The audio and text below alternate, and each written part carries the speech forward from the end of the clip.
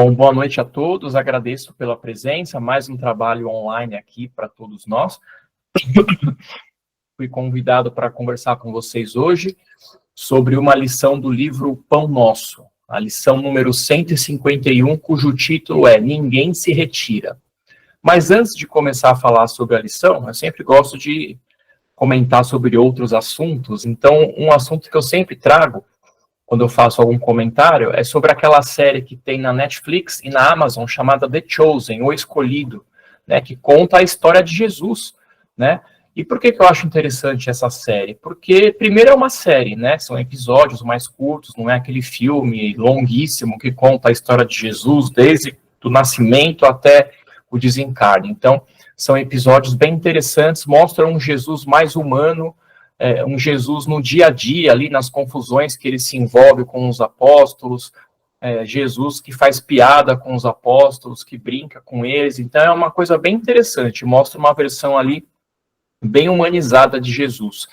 E eu achei interessante, agora na 4ª temporada que foi lançada, um episódio que me chamou a atenção, para quem já foi ou ainda é católico e frequentava a missa, tem aquela parte da missa em que é falado: não sou digno que entreis em minha morada, mas dizei uma palavra e serei salvo. Na verdade, esse é o episódio do centurião romano, né, que era ali o chefe da região. Ele era simpatizante de Jesus, só que ele não podia demonstrar isso publicamente, por razões óbvias. Então, um dia ele pediu para chamar Jesus até o gabinete dele ali, e explicou: olha, Jesus, eu tenho um filho lá em casa que está muito doente, está quase morrendo, e eu queria que você desse um jeito aí, né, de curar, né, eu sei que você faz uns milagres de vez em quando, tal. E aí Jesus falou: beleza, vamos lá na sua casa. Aí ele disse essa frase: não sou digno que você entre na minha casa, mas eu sei que com uma palavra você vai conseguir salvar o meu filho. Eu, como centurião, como chefe, quando eu dou um comando para um subordinado, ele vai lá e cumpre. Então eu sei que se você disser uma palavra, o meu filho vai ser curado. E aí Jesus ficou ali admirado com a fé daquela pessoa, né? Que ele nem era apóstolo, ele nem era judeu, e tinha uma fé enorme naquilo que Jesus ensinava, naquilo que Jesus fazia naquela época, né? Então, ele disse para o centurião: olha, ok, seu filho vai ser curado. E quando ele voltou para casa, realmente o menino estava 100% curado. E nessa ocasião, Jesus chamou a atenção dos apóstolos, né? Falou: olha, esse cara aqui, ó, nem judeu era, olha a fé que ele tem. E vocês? Tem realmente fé em mim?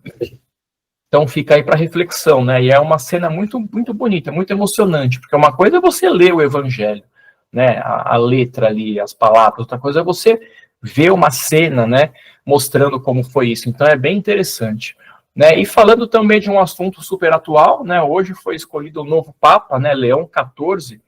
E por que eu estou falando isso? Porque esse Papa, ele é agostiniano, ele é da ordem de Santo Agostinho, né? E a ordem de Santo Agostinho é interessante porque ela valoriza muito o estudo e o pensamento crítico, né? A razão, né? E a fé tem que ser raciocinada, a gente sabe disso, né? E Santo Agostinho acreditava que a fé e a razão caminham juntas. Então eu achei bem interessante isso, trazer essa curiosidade aqui para a gente, e lembrar também que no Evangelho segundo o Espiritismo tem diversas mensagens de Santo Agostinho, né? Então vejam só que coincidência, né? O novo Papa é agostiniano, e no Evangelho segundo o Espiritismo tem várias mensagens de Santo Agostinho, né? Que ele possa fazer um bom trabalho, tal como fez o Papa Francisco, e faça com que a fé realmente caminhe ao lado da razão, né?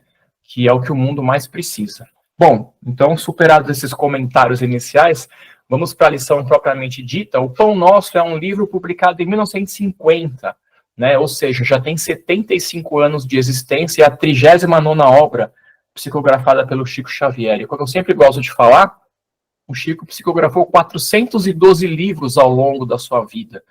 E o mais interessante é que ele nunca recebeu um centavo sequer pelos direitos autorais, né? Todo esse dinheiro era e continua sendo destinado para diversas instituições espalhadas pelo Brasil. Então, mais uma prova aí da grandeza de Chico Xavier.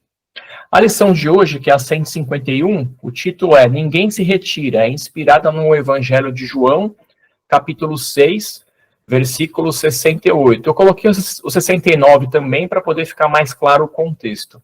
Esse trecho diz o seguinte: por isso Jesus disse aos 12 apóstolos, né? Quereis vós também retirar-vos? Respondeu-lhe Simão Pedro: Senhor, para quem iremos nós? Tu tens as palavras da vida eterna. né? Então, qual foi o contexto em que isso foi dito? Quando Jesus estava chegando na reta final da sua encarnação aqui na Terra, a coisa começou a ficar complicada, né? Então, muitos seguidores começaram a se afastar de Jesus. Alguns porque não tinham realmente uma fé verdadeira naquilo que Jesus ensinava, ou no próprio Jesus, e outros porque tinham receio, né, da perseguição que Jesus começou a sofrer dos líderes religiosos judaicos, né, que viam Jesus como uma ameaça ao seu poder, à sua autoridade. Então, naqueles momentos mais turbulentos do final ali, da vida de Jesus, muitos pularam fora, né? E foi justamente por isso que ele fez esse questionamento e dá título aqui à lição, né? Se eles também queriam pular fora do barco, se eles também queriam se afastar, né? E foi nesse momento que ele recebeu essa grande resposta de Pedro, né? Dizendo que para onde nós iríamos? Você é que tem as palavras de vida eterna, Jesus. Você é que é o cara, né? Você é que vai nos guiar aqui. Então Pedro demonstrou com a sua resposta que ele realmente acreditava em Jesus, que Jesus era o Messias, que Jesus era o caminho ali para o reino dos céus, que Jesus realmente nos trazia ensinamentos muito valiosos, né? Tão valiosos que permanecem até hoje. Então, Pedro ali demonstrou realmente a sua fé. A gente pode trazer esse episódio aí das pessoas que se afastavam de Jesus para o contexto espírita, né? Um exemplo. Nas escolas espíritas, geralmente, nas classes de primeiro ano, tem muita gente, né? Costumam ser lotadas, pelo menos na minha época era assim. Agora, quando você vai para uma classe de quarto ano, nossa, a quantidade de alunos diminui bastante, né? E por que isso acontece? Porque ao longo do caminho vão surgindo as dificuldades, né? A caminhada é árdua, não é fácil, né? Exige esforço, dedicação, estudo, né, e nem todos estão preparados para superar todas essas dificuldades. Então, o pessoal vai se afastando, vai arranjando desculpa para não ir mais para as aulas, tal como fizeram as pessoas na época de Jesus, né, que diante dos obstáculos, das dificuldades, começaram a se afastar e não seguiram mais Jesus. Então, no contexto espírita, isso também acontece até hoje nas escolas, né? Um outro exemplo concreto, na época da pandemia, os centros ficaram fechados, né? Não tinha mais trabalho presencial, mas a pandemia já acabou, né, pessoal? E quantos trabalhadores que até hoje não retornaram aos trabalhos nos centros espíritas, né? Acabaram se acomodando ou arranjando alguma desculpa para não voltarem mais, né? Deixando de retomar um caminho que é sempre bom, né? Trabalhar em algum centro espírita é algo muito bom, seja lá o que você fizer. Desde você ficar na recepção ali pegando os papeizinhos do tratamento, até você trabalhar em algum trabalho de passe, tratamento, seja ele qual for, é sempre muito bom, né? Mas as pessoas acabam se deixando vencer pelas dificuldades do dia a dia, né? E se afastam, né, de Jesus, do Espiritismo, tal como aquelas pessoas fizeram na época de Jesus, né? Um exemplo interessante também, quando eu fiz o curso de aprendizes do Evangelho para jovens, já faz tempo isso, era adolescente, tinha lá uma turma, não lembro de quantos adolescentes lá, que tinha na idade de 18, 20 anos, por aí, até um pouco menos, talvez. Quantos continuaram no espiritismo? Quantos hoje trabalham em algum centro espírita? Né? Eu me lembrando das pessoas que estudaram comigo, eu acho que uma ou duas pessoas só continuaram, o resto se afastou, seja lá qual for o motivo. Então é interessante a gente fazer essa reflexão, né? Quantos começaram conosco em algum momento e quantos ainda continuam conosco, né? Nesse caminho de Jesus, nesse caminho abençoado que o Espiritismo nos apresenta e nos traz. Né? E fica mais uma outra coisa para a nossa reflexão. Como nós nos comportamos quando a nossa fé é colocada à prova? Né? Nós confiamos em Jesus, tal como Pedro, ou nós nos desesperamos, nós nos afastamos de Jesus? Porque em várias ocasiões do nosso dia a dia, a nossa fé é colocada à prova. A gente sabe disso, né? Então, muitas vezes a gente se desespera, esquece que Jesus está sempre ali do nosso lado, mas nós muitas vezes esquecemos disso, né? deixamos de lado e simplesmente entramos em desespero, em pânico, com algum problema de saúde, com algum problema profissional, com algum problema pessoal, mas a gente não pode esquecer, né, da fé. Nós temos que construir a nossa fé em um alicerce sólido, né, como aquela história da casa que é construída sobre a areia e da casa que é construída sobre a rocha, né? Em qual superfície nós estamos construindo a casa da nossa fé? Na rocha, que é resistente a tudo, ou na areia, que quando chega um vento forte, uma chuva forte, o chão se vai e a casa desmorona, né? Então fica mais esse ponto para nossa reflexão, né? O que nós fazemos quando a nossa fé é desafiada, né? Colocada à prova. E lembrando, né, que a fé é importante, mas que nós também temos que fazer a nossa parte, né? Porque não adianta nada você ficar pedindo ajuda, orando, fazendo o evangelho todos os dias, de manhã, de tarde, de noite, se você não faz a sua parte, né? Se você, por exemplo, o estudante que quer pedir ajuda para ir bem na prova, se ele não estudar, pode descer Jesus Cristo ali no dia da prova, que ele não vai conseguir ir bem na prova.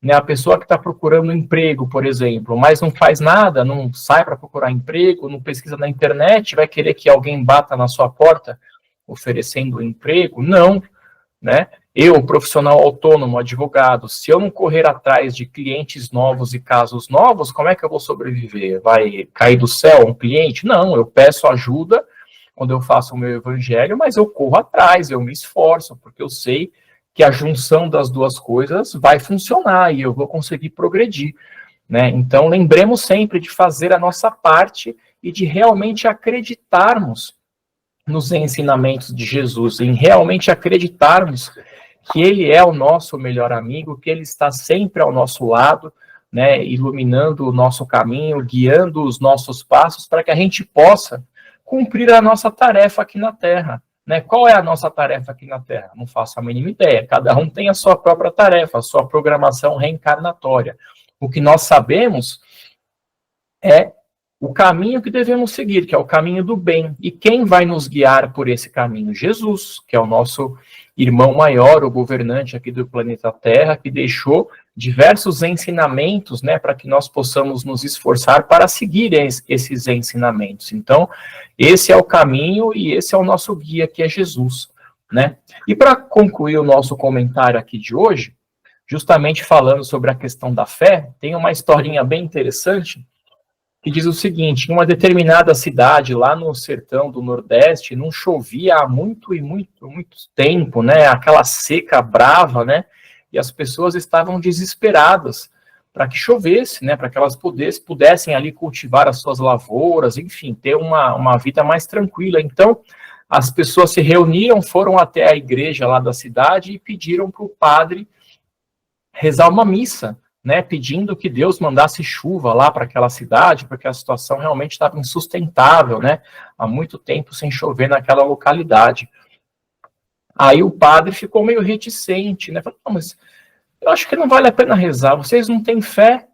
Aí o pessoal ficou bravo: como assim não temos fé? Claro que temos fé, reza a missa pra gente. Aí o padre falou: tá bom, vai, vou rezar a missa para vocês. Aí marcou o dia para fazer a missa, a igreja cheia, né, porque o pessoal estava desesperado para que chovesse na região.